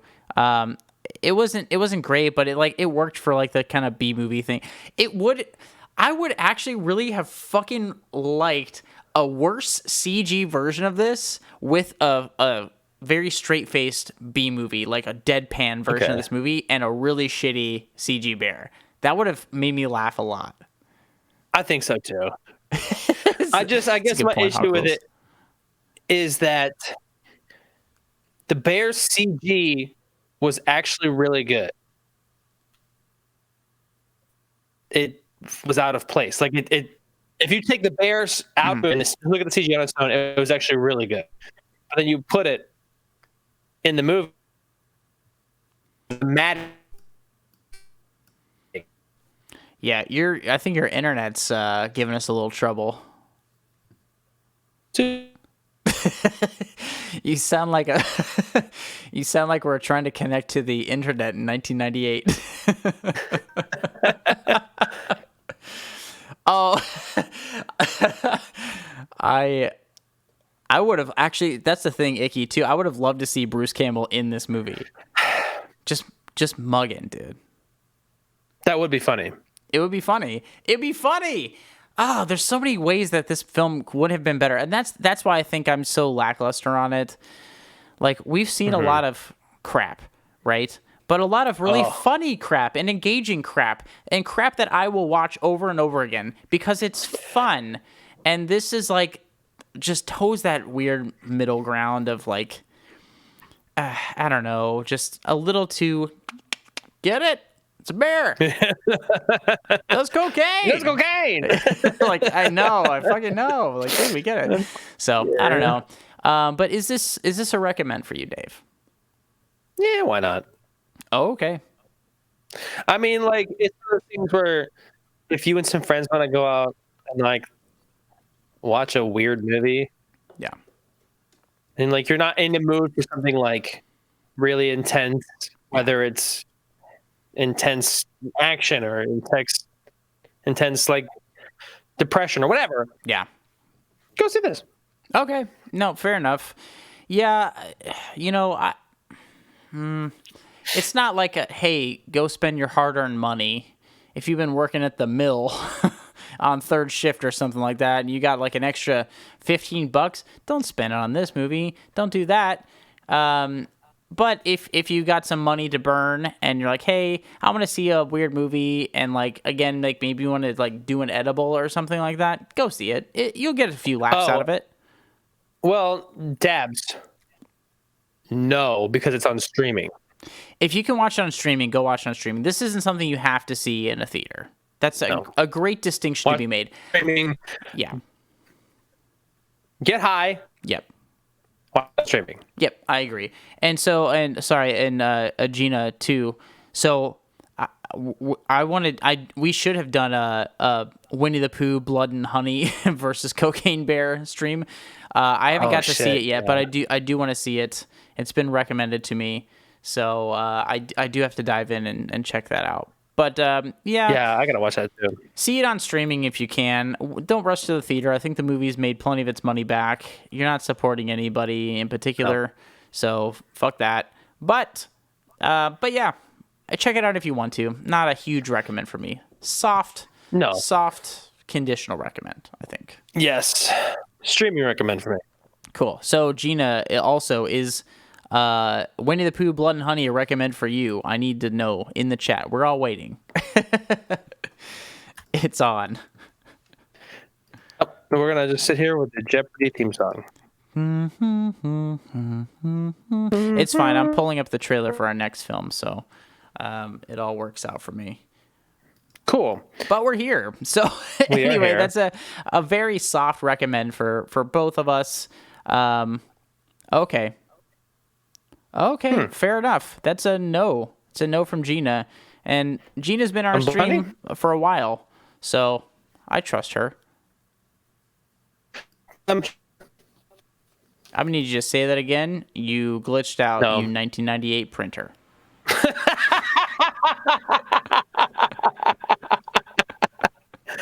I give up. Just play the trailer.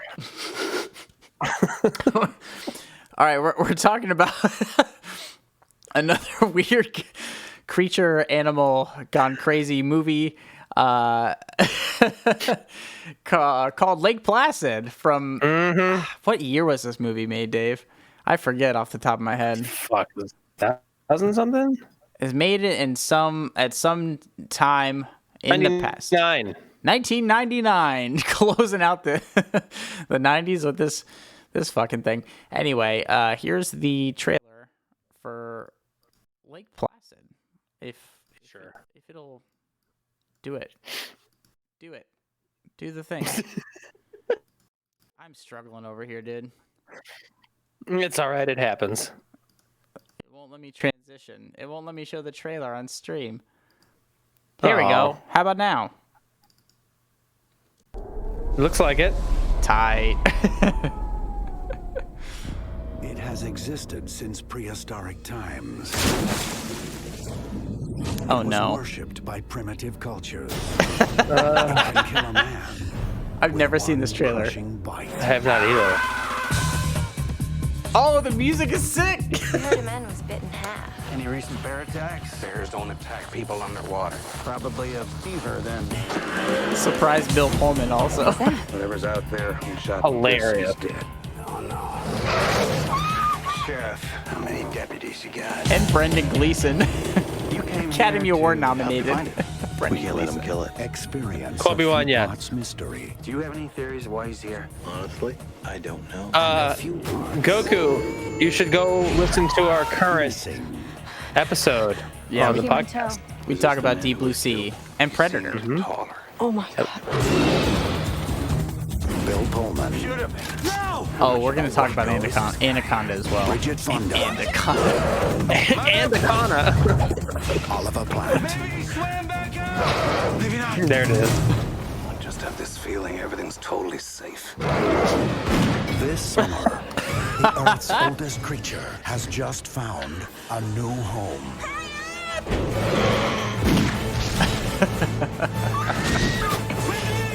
This is great. This is great. This is going good. It's going so good. Lake Placid. Poor Oliver Platt. That's how they end the trailer. Yep. Because you never know what's going to happen, Dave. I know what's going to happen. I know it's gonna happen. So we're talking about Lake Placid, the classic. I thought it was a TV movie. I didn't realize this thing was like released Oh yeah. to like theaters. I didn't. This is the second movie of this year on stream where there's a secret Bill Pullman in this movie. First one being The Grudge. Second one being Lake Placid. So, Dave, what's the story of Lake Placid? Also starring Betty White. Also starring Betty White, yes, which was amazing. Before I do that, I would just like to point out that apparently it hates both of us. What? What? Why? Because he wants us to do arachnophobia versus anaconda. See, I don't fuck with My snakes. worst fear and your worst fear. Actually, that is funny. That is kind of funny. We should do that for a bonus episode between season fuck. 3 and 4. Nailed it. All right. Thanks, Icky. Fine. We're doing it now. So the story for Lake Placid Wendy, I'll get to where Betty White is. Okay. So these random attacks just start happening in this lake in the Northeast. True. And they think a bear. I do think it's a bear. It's not a bear. It is a fucking crocodile. Oh. That's like 100 feet long. It's too big. And like 19,000 pounds. And it is just wreaking havoc on 4 people. A very small percentage of the population surrounding Lake Placid. And Betty White feeds it. Yep. And then it's over. That's it. That's the whole plot. There is some very talented people in this movie. Yes. Very talented. So what are some of the things you liked about this? Because I know. Sorry, Dave's been glitching out so hard. We're getting the like 3 frames per second version of Dave every now and then. So what are some of the things you enjoyed about Lake Placid? Because there are things to like about this movie. For context, sorry, before you start, let me cut you off before you even start. I saw this movie a lot on TV growing up. Did you see this movie before now? Yes. I saw it on TV, I think. I don't think I saw it in theaters. I don't think I saw it in theaters. Yeah, I definitely did. I was 9. But I definitely saw it on TV. Yeah. Probably on USA. Yep, same. Same for sure. And was it on Sci-Fi, Icky? Yeah, it might have been Sci-Fi. I was thinking USA, TNT something like for that. sure. Yeah. Anyway, I had seen it, and I remember some scenes for sure as I watched them. Yeah. This time, so yeah, I remember thinking it was like a really cool like animal movie. Yeah. But my main impression this time, Yeah. was, is it over already? Yeah. Really? It literally, not like in the, like, it was so good Not in the positive that I way. can't believe it was. I literally was like, wait, what happened? It's over? This movie's like an hour and 10 minutes long. Dude.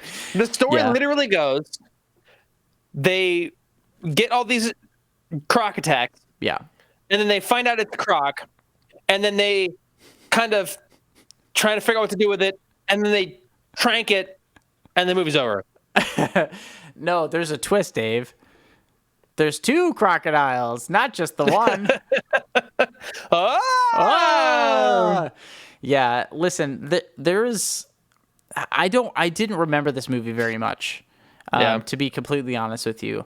I didn't remember this movie like at all. I didn't remember Bill Pullman was in this movie. I was like, hey, like every time and to whoever brought it up, I literally was like, when we were talking about this, like, yeah, let's watch Lake Placid, and I think Jordan recommended this for us because we wanted to talk about Cocaine Bear, and he's like, let's talk about Lake Placid. I was like, great, the one with Ice Cube.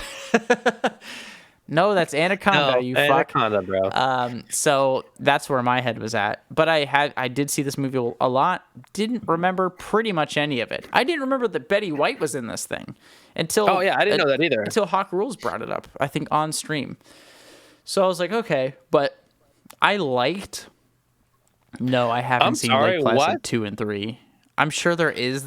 I'm sure they exist. I guarantee they exist. But no, I haven't seen them. Are they also 1 hour long each? They have to be worse. They have to be so much worse. Absolutely. I have to. So I have a question. Oh yeah. How did you feel about the CG in this? Better than I thought it would. To be completely honest with you, way better than I thought it was going to be. I don't want to say like surprised. Yeah, I was surprised. I was surprised at how much better it was than I anticipated. I was too. Honestly, I was legit surprised. I was like, because okay, there was a good mix of CG and practical effects in this thing. Because they had to. You know, the CG wasn't quite at a place in 1999 where they could like pull this off full CG. They didn't have like a Rennie Harlan budget for this. They didn't have a Deep Blue Sea budget for this fucking thing. You know, they came out the same better year. than Deep Blue Sea did. Oh, dude, this does look better than Deep Blue Sea's CG for sure. Oh, for sure. Especially the Sam fucking Jackson scene. Oh God, and yes, Icky. Listen, we've talked about this a number of times. I love Bubba Hotep. I love Bubba Hotep. I love that movie so freaking much, and we definitely need to watch it. We'll probably have to watch that on Discord or something. But oh my God, can we? Yeah, absolutely. We absolutely can. We'll have to find it. We'll get Jordan to find it for us. But I was interested. I don't know. It was interesting to me how this movie, they did the monster tropey thing where like you don't show it too early. And when they started showing it, then they started showing it a lot. Like a lot. But to their credit, they weren't showing it like a wide shot and just like gif of a crocodile coming out. They shot it. And I also don't want to say artistically, but they shot it in a way that was conducive to us believing it a little more. You know, they had some puppet heads and stuff, and that's fine. I'm fine with all of that stuff. So I got to say, I was definitely more surprised with the effects than I absolutely anticipated. I agree. And I usually am like taken out by bad CG and stuff. Yeah. Not taken out necessarily, but I notice it. Okay. Like in Cocaine Bear, I noticed it. Yeah, no, for sure. Yeah, it stuck out pretty bad. But this one, I legit thought it was pretty good, especially for the time. I was on board for it for sure. Wait, there's multiple Lakes Placid. Lake Placid versus Anaconda. Oh no! I remember that one actually. No, fuck off. No, you do not. There's a scene where the fucking anaconda wraps up the. There's gotta be. Because I remember Anaconda insofar as the CG in that is very bad, very very bad. Yeah, that's embarrassing for sure. But again, I haven't seen that since I probably saw it on like Sci-Fi or USA. But no, that's a great point. And Bill Pullman, I gotta say the performances in this thing, Brendan Gleeson again, who is just nominated for the Banshees of Inisherin this year, is the police officer or the sheriff or whoever in this movie. Man was nominated for an Academy Award this year, and like. There's a lot, and I don't know. Everybody really gave it their all, acting wise, even though the script wasn't great. What? I'm like hover watching the Anaconda versus Lake Placid trailer. Oh no! Am I gonna have to find this thing? Yes. Okay. I will find Here, it. actually, let me send it to you. Yeah, if you could.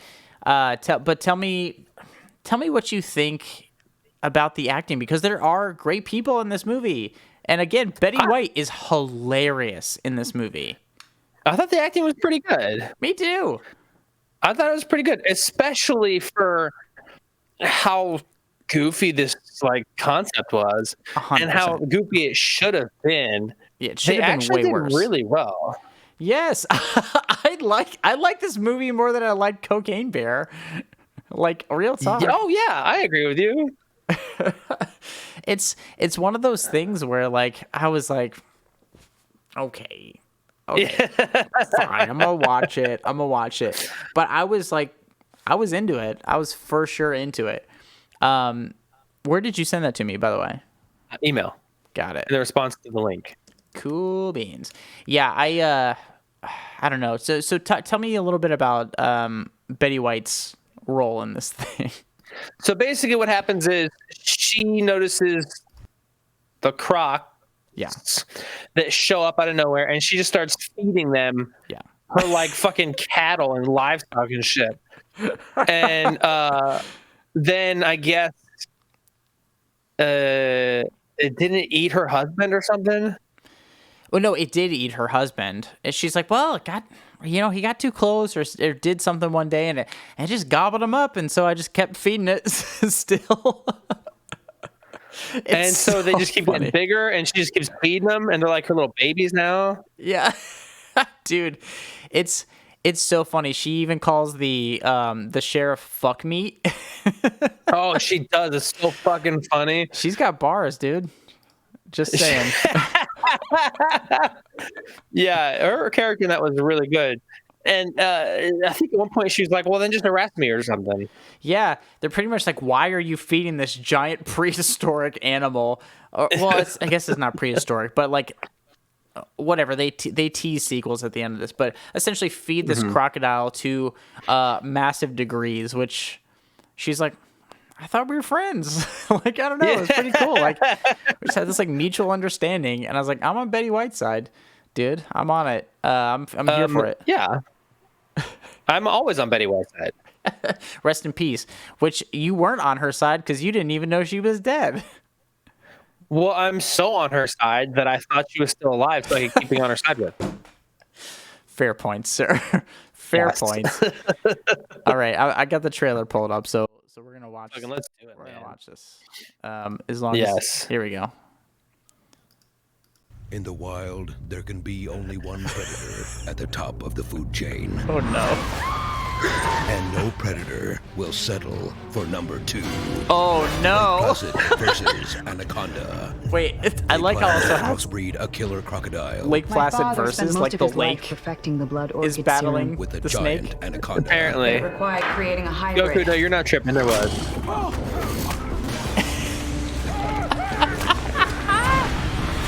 I love this shit. First bite's always the worst. It's Robert Englund. Now, What? Seen anything like that in my life. That's Freddy Krueger has himself. been unleashed. Just another day. See? I knew it! We're That's gonna the find scene! that snake before she lays her eggs. I need those baby crococondas alive. And the Baby hunt is on for their crococondas? favorite food. Sorority girls. I'm bored. Make them swim. Get in the water. They're giving Hell Week a whole new meaning. I'm going to tell my dad. He just bought me that car. Oh no, my God. guys. Robert Englund, Mama didn't raise no fool. Nancy Butler, That is one big Poor ass Robert snake. Englund.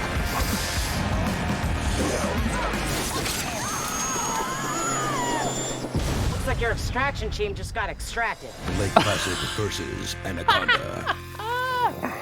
Now on DVD and digital HD. Oh, it came straight to digital? Who would have thunk it? Crazy. Wow. Dude, holy shit. Poor Robert Englund. Probably needed to pay his rent that month. Oh, Yeah. jeez. That's rough, dude. That's rough. I get why they called it Lake Placid versus Anaconda, but, like, the lake isn't fighting anybody. Come on. Give me a break. Give me a Yeah. break. Please? That's why they fucked up. They should have called the movie Lake Crocodile.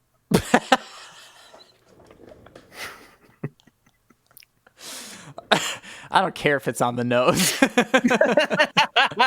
Well, the Anaconda's not. This works for me. This absolutely works for me.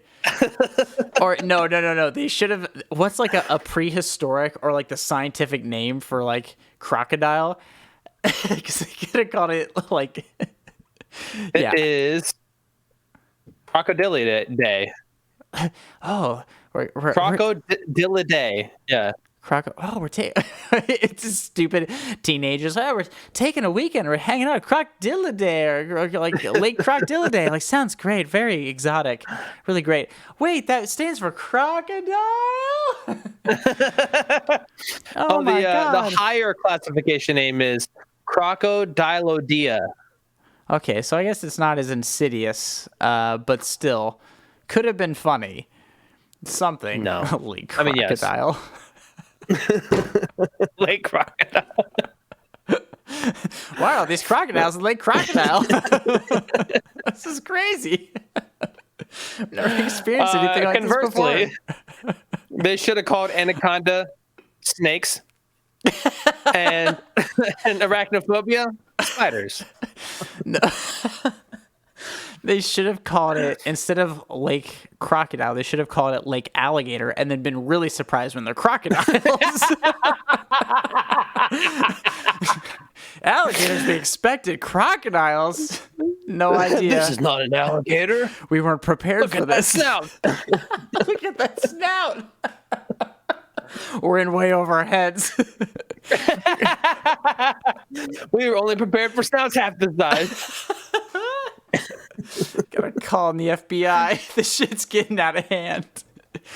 Dude, yeah, and Oliver Platt is in this as well. Like, oh, dude, listen, this movie is awful. I feel like we haven't even really talked about the movie that much. It's just, it's very straightforward. It's very much like, hey, somebody gets eaten by a crocodile. Nobody knows what they get eaten by. Do a little research. More people get eaten by a crocodile. Take a boat. There's like a love interest kind of story. It doesn't matter. They find it's a big one. Then they talk to Betty White, who's been feeding it cattle, and then they're like, "Cool, we're gonna tranquilize this thing. We're not gonna murder it. We're gonna tranquilize it so we can study it, right?" So, so like comes up and they hit it with the trank gun, right? Yes. And then they're like, we got it. We win. We did it. We're gonna study this for science or something. But then a second one comes out of the water like gobble, gobble, gobble. And doesn't that one, I think that one eats Oliver Platt. It eats one of them. I don't know. It eats somebody. And I was thought it ate like, the sheriff. I was like, oh no, there's a second one. I don't care. And so they kill one of them and then they trank the other one. And then Betty White, and they're like, great, science. And the movie kind of ends except for Betty White. She's like, oh, glad they, whatever, took care of it. She was like, really sticking up for this crocodile. She goes out to her little dock and she gives a bunch of little baby crocodiles some food. And I was like, this is great. This is great. Welcome to the sequel. Exactly. I didn't realize there were sequels, but it makes sense. Does it? I don't condone them, to be clear, but it makes sense why they made them. Yeah. I mean, yeah. I don't know. But like, what are some other like, I don't know. There's not really much to this movie at all. It's literally I'm just happy Bill Pullman showed up. Like, legitimately, it's a 2 Bill Pullman surprise kind of stream year for me. And that's, I don't know. It's climbing up the charts. I like that for me. I'm a huge Bill Pullman fan. So, yeah, I don't hate him. I love the man. He's great and everything. But what are some other, like, there's a bunch of kind of creature features that came out around this time. I mean, Anaconda. Sure. Arachnophobia. Yes. Gina apparently wants to watch me suffer and recommended another spider one called Itsy Bitsy. I've never heard of Itsy Bitsy, but it sounds sick. Let's see. Eight-Legged Freaks. Oh, I remember Eight-Legged Freaks. That's David Arquette is in that, right? Uh-huh. Yep. Yeah, fuck. Isn't David Arquette and David Duchovny, right? I'm not sure. Okay. Probably. Correct me if I'm wrong. All right, I'll do it. Let's see. Eight-Legged Freaks is... And Julianne Moore. I bet you. Yeah, David Arquette, Ashley Parker. Oh, I don't see David Duchovny in there. Okay, maybe I'm thinking of something else. What's the movie with David Duchovny and Julianne Moore? Oh, no idea. Feast is a wild movie. I haven't seen that since I was in high school. Oh, dude, you should look up Feast. Cujo. And Julianne Moore. Sorry, I'm looking up this movie. I'm sorry. Are you looking up Feast? Evolution, I was thinking of. That was also kind of a creature feature that came out in 2001. I'm going to need you to, real quick, just Google Feast movie and look at this dude's John Gulager, his picture. John Gulager's picture? Yeah, on the regular Google page. Not on the IMDb page? No, just straight up, just Feast movie on Google. Look what pops up. The cast. That's my man. Just so, because we're not going to put it on stream, I'm going to go ahead and give you the John Gallagher face. This is his picture on Google. Are you ready? Yeah. Oh, actually, that's funny because I have a different one that I was laughing at. Oh, for real? Yeah. Oh, hey, Hawk Rules. That's a good one. Piranha. Because remember when they remade all those Piranha movies? There's like Piranha 3D and all that stuff. Yes. Oh man, I've never been deeply into like creature movies necessarily, No.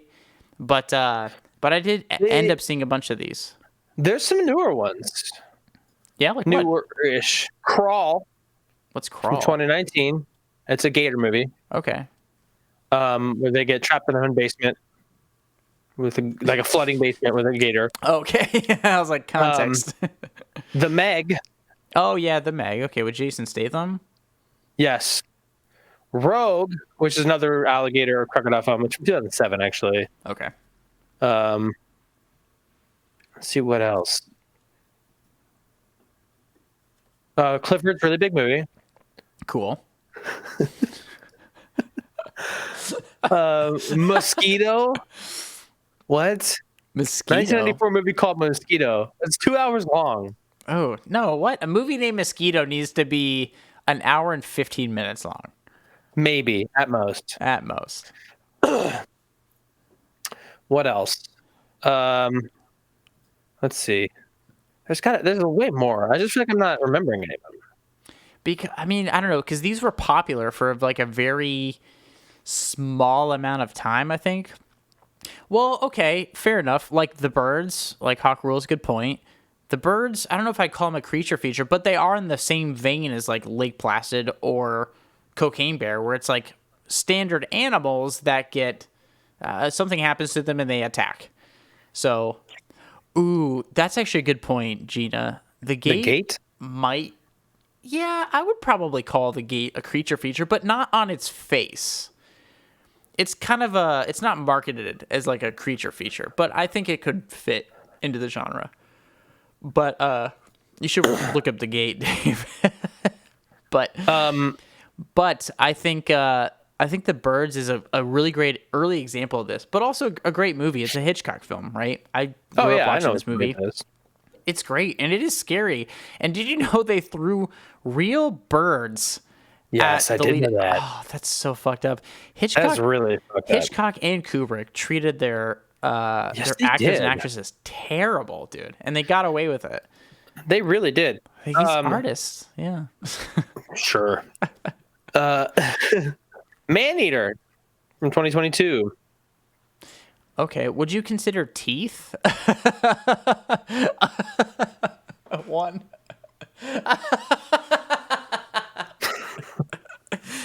Maybe. How dare you, sir? Holy shit. I don't want to think about that anymore. Probably not. I guess me either. Are you saying that the thing that has teeth is a creature? It could be. I don't know. It's open to interpretation. Sorry, there's a Tremors 3? There's a lot of Tremors movies, yeah. So I'm actually glad you did bring up Tremors, because that's like the quintessential fun kind of creature feature, like monster movie. Like that's a movie that nails the tone of these kinds of movies, specifically like Cocaine Bear. Like, okay, that's actually a really great point, Dave, because Cocaine Bear does a little bit too much of the nod and wink kind of stuff, whereas Tremors just doesn't necessarily play it straight, but there's characters, like plenty of characters and like heightened people in this movie that I love and I think really stands out because you're still invested. Like in Cocaine Bear, I was like, whatever, I hope everybody gets eaten. I don't care about anybody. I don't. Same. I don't. But like in Tremors, you're kind of like rooting for the townspeople.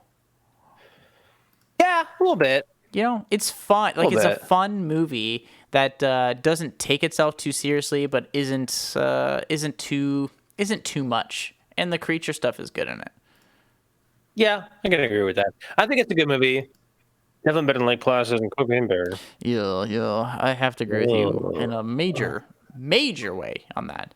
But Truth. So yeah, listen, I don't know. I don't have a whole lot to say about Lake Placid. It's a weird, goofy movie that is fun. It's a B movie for sure, but I think it's better than Cocaine Bear. Is it a recommend for you, Dave? Yes. Because it's a fun, like, goofy B movie. Yeah. But it's not marketed as one. It is one. It is one, for sure.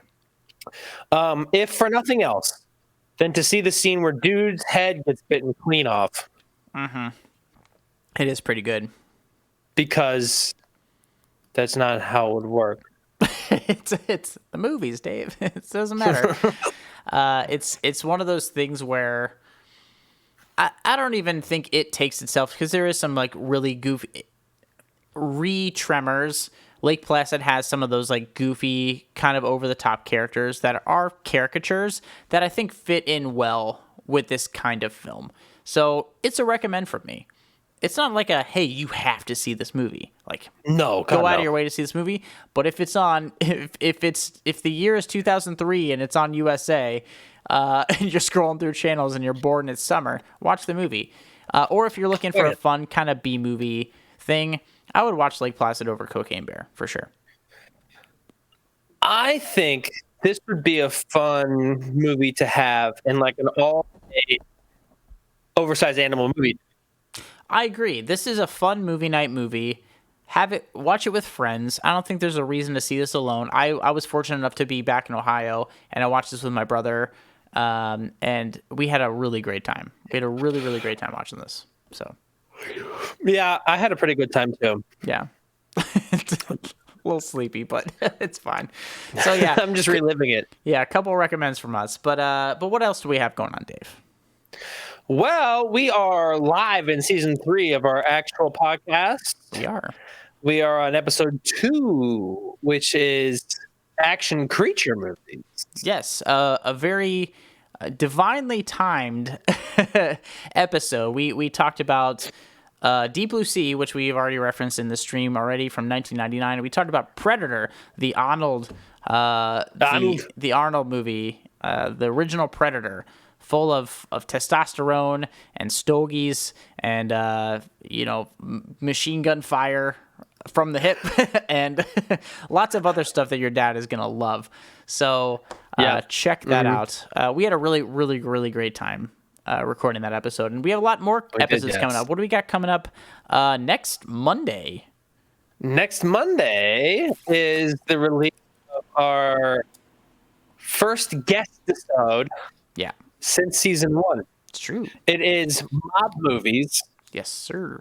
With my Italian cousin, Floriana. It's so Italian you can't even handle it. I'm very much out of my depth here. I showed up in my lederhosen with my Wiener Schnitzel, and it was laughed out of the Zoom call. It was embarrassing. Everybody regretted it. But we did. We talked about mob movies. We talked about The Godfather from 1972 versus Goodfellas, the Scorsese film from 1990. Also featuring and starring Ray Liotta, star of Cocaine Bear. And so it's fun because these are two titans of mob movies, you know. It was a very fun episode, and we have some opinions. We have a lot of opinions. We have too many opinions. I'm way too not Italian to have as many opinions as I do. It's true, but I do, and I run them past you in probably offensive ways. But you're Dave, and that's fine. Sorry to Flory. Secretly not part of any mafias. Sorry to Flory. I'm sure this is not good for you. But hey, that's what I'm here for. I'm here to be weird. And I'm just having a good time. So check that out. But also, we had our first episode of the season come out a couple weeks ago. We talked about psychological thrillers, Black Swan versus Fight Club. It was a showdown. So you can get those episodes on all your major podcasting platforms and also YouTube. We're going full video podcast here halfway through this season 3. So you're going to see our stupid faces as we talk about these movies on YouTube starting, I think, episode 6. So it's going to be great. So we have a good time doing that, Dave. So. Yes, it's a good time. We also post clips every day. That's not Saturday or Sunday. Business hours we hold here, truly. We actually do post on Sundays, too. It's just to let you know what episode is coming up. Truth. So check those out. Yeah. You can check us out at First Prize Pod on all the stuff and all the things. Give us a shout. Also, check out our Discord. We have a link here in our chat. we're talking about movies and movie news, and lots of people here in the stream are on there, and we're all talking about stuff. So we get a lot of stuff from there. We talk about a lot of stuff. We also watch movies there too, movies that we can't stream here on Twitch. But we're also going to start up our public domain movie nights again here, watching a bunch of weird B movies from the 50s. It's gonna be great. So much fun. Yeah, I can't wait. But until then, we're gonna be back next week, Dave. We'll be back here on Twitch talking about more movies. We're not sure yet. So if you have a suggestion, shoot us that in the Discord or DM us on one of our platforms or whatever. Dave handles that. Don't talk to me. I don't like it. And I avoid it at all costs. But love you all. Thank you. That's a see you from me. And catch you next Tuesday. Yeah, thanks, guys. Bye. Bye.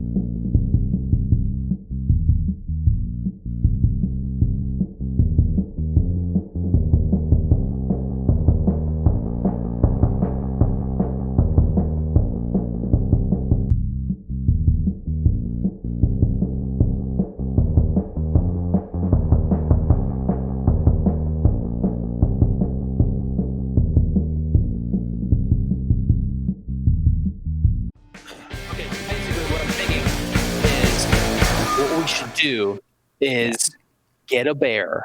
Yeah. Find somebody who has cocaine. Okay. And just see what happens. I mean, I got you covered on the cocaine part. I'll find us a bear then. Okay. Oh, wait, how many bears? Should we just do one bear? No, we gotta do at least two. We gotta do at least two. At least two. Make them fight. No, that's mean. Do they have to be related? That's my question. Do they not have to be related? Ooh. Who do we set them loose on? I know.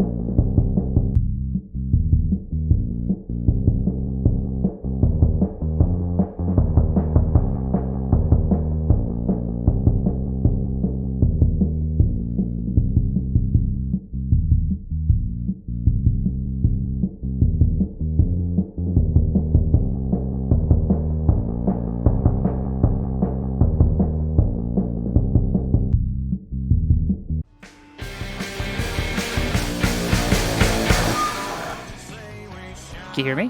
Yes, thank you. Please go follow First Prize Films. They do a movie podcast, and then they do a weekly live stream as well to supplement their podcast. It's great content. They're great people. They're good friends of mine. And I am working on, it's not very far along, but we're working on potentially getting a project off the ground with them that would involve me. 1 second. That would be fun, that I'm not going to talk about because I don't want to spoil anything. But it would involve me, and it would involve Frontman Fed. So, Are you watching? We're working on that. That's something that we're doing. Okay. But, Okay, that's what I was listening to. but yeah, so thank you guys for the raid. Appreciate you coming through. Blake, Dave, Jordan, how was the stream? Hopefully it was great. Every death there comes rebirth. Circle of life. Now we've got D-Rock Star who's gonna quote Wedding Crashers all night. Hey Dave, what's up, man? What's up? Hey, how are you? It's gonna sneak one over here. Yeah, exactly.